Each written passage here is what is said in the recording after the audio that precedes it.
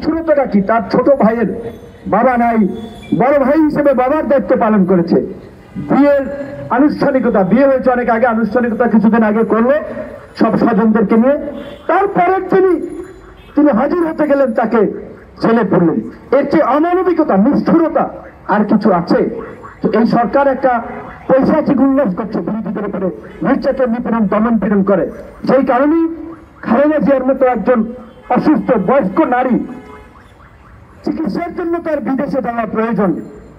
ডাক্তাররা বলছে আমরা এই নিয়ে অন্তত এই পর্যন্ত মিনিমাম 100 দিন বক্তব্য রেখেছি, এইখানে অন্তত 20 থেকে 25টা মিনিমাম প্রোগ্রাম করেছি, ইন্ডোরে তো আছেই। তাকে মুক্তি দিয়েছে? তাকে মুক্তি দেয় নাই।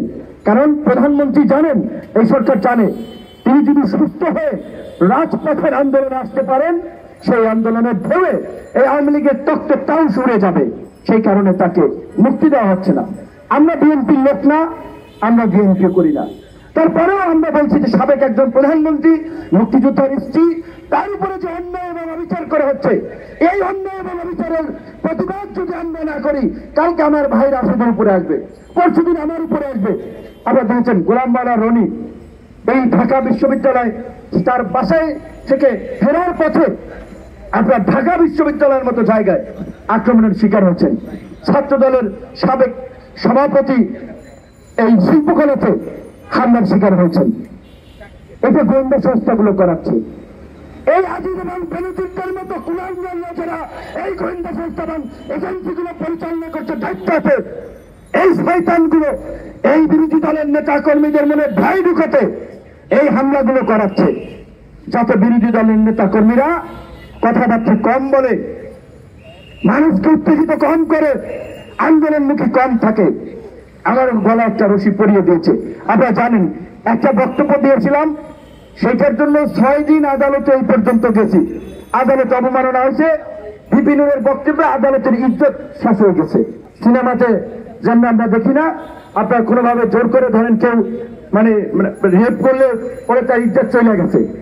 একটা মানুষকে জোর করে টর্চার করেছে, তো তার মান সম্মান কি গেল? বরঞ্চ যারা তাকে টর্চার করেছে ওই ক্রিমিনালরা হচ্ছে জঘন্য মানুষ।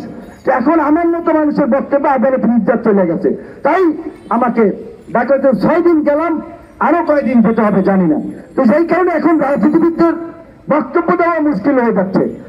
ওবায়দুল কাদের বলেছে যে সরকার কাউকে ছাড় দেয় না আজিজ এবং বেনজির ইস্যুতে। এই সরকার কি আজিজ এবং বেনজিরদের বিরুদ্ধে স্বপ্রণোদিত হয়ে কোনো ব্যবস্থা নিয়েছে? দুদক তদন্ত করেছে?